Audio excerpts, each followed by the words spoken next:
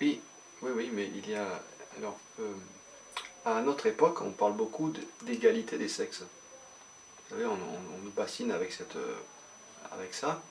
Donc, euh, est-ce que l'homme et la femme euh, doivent être égales comme le dit le monde de maintenant? Est-ce que ça favorise le couple, ça ou pas?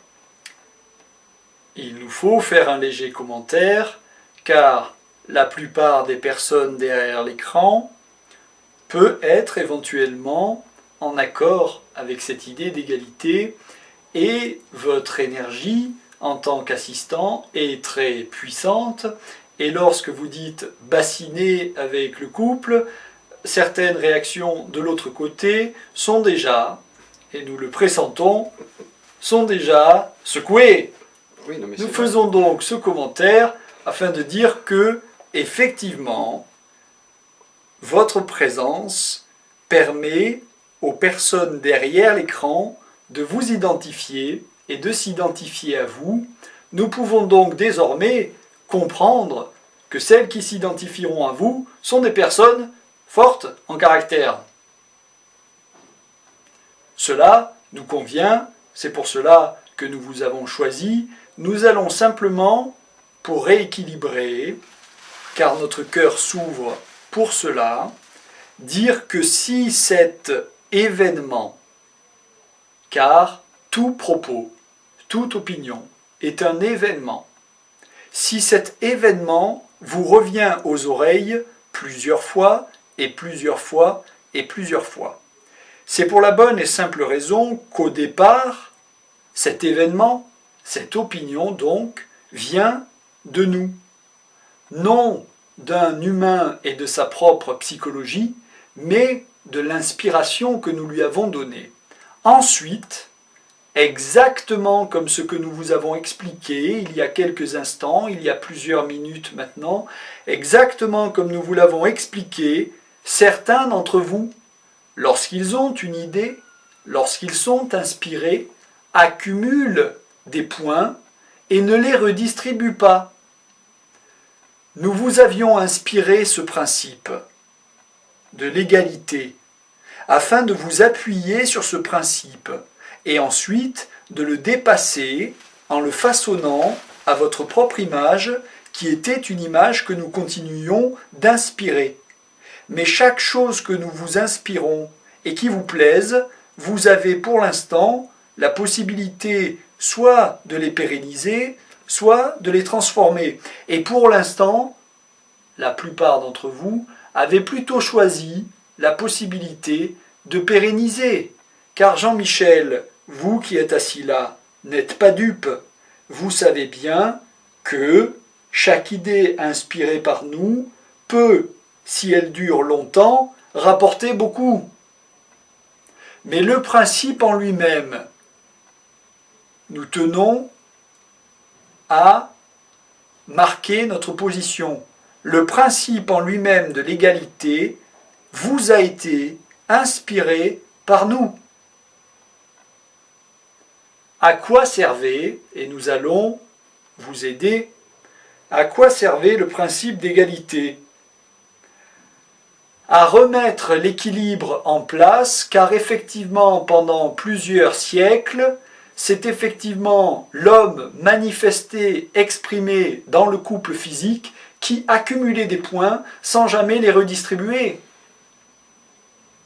Et certaines femmes se sont aussi comportées ainsi lorsqu'à un moment donné un pouvoir leur a été redonné, alors elles ont de nouveau, elles, dans leur coin, accumulé des points et ne les ont pas redistribués.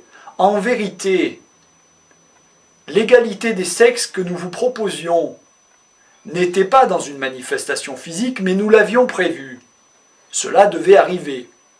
Il ne saurait en être autrement pour en arriver là où nous voulons en arriver.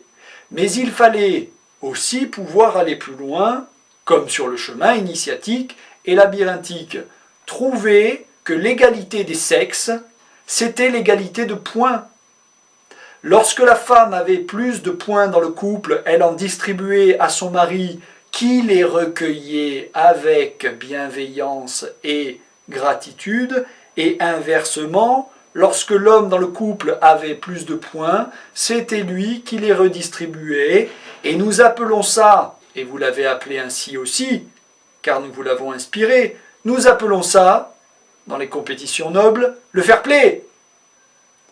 Redevenez fair-play, homme dans le couple et femme dans le couple, et vous aurez l'opportunité de tisser le maillage.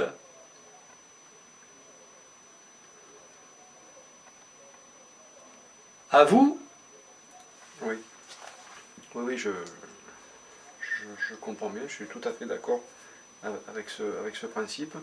Donc on peut parler, il faut effectivement, parce que maintenant le monde a évolué, il faut l'égalité homme-femme, bien sûr, mais il faut que l'énergie masculine reste masculine et l'énergie féminine, enfin, au point de vue énergétique, il faut que ça reste en place. C'est ça que vous voulez nous dire. Il est bon qu'effectivement, la femme cherche à devenir l'homme et l'homme cherche à devenir la femme. Entendons-nous bien, nous n'encourageons aucune dérive de ce principe. Nous vous suggérons simplement le principe tel qu'il a déjà fonctionné il y a plusieurs siècles et nous vous l'affirmons. Ce principe a fonctionné il y a plusieurs siècles et pour nos civilisations, le principe fonctionnait ainsi. C'est-à-dire que la femme, au contact de l'homme manifesté, cherchait à ressembler un peu plus à un homme en gardant sa féminité. Et l'homme, en fréquentant la femme manifestée, cherchait à devenir un peu plus sa femme intérieure en gardant sa polarité masculine. C'est cela la compétition noble. Car sinon, qu'est-ce qui se passe? Car sinon, les deux jouteurs décident de s'arracher les protections dont ils se servent pour l'escrime et de se taillader le visage, le corps et tout. Les protections du couple, ce sera l'objet d'un autre cours théorique. Mais il vous faut d'abord comprendre le principe fondateur que, dès la rencontre, le courant passe. Votre expression a bien été créée de quelque chose.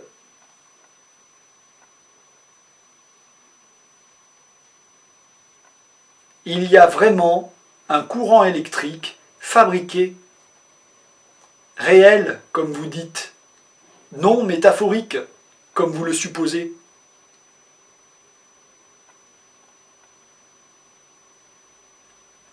À vous?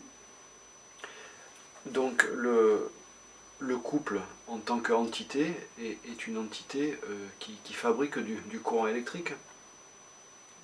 Entendons-nous bien. Le couple cherche à se fabriquer un corps comme l'âme cherche à se fabriquer un corps lorsqu'elle rentre dans la matrice d'une femme pour devenir un enfant bébé. Mais le courant électrique créé, lui, vient du corps formé par l'homme dans le couple et la femme dans le couple. Visualisez l'homme dans le couple et la femme dans le couple comme les mailles d'un pull.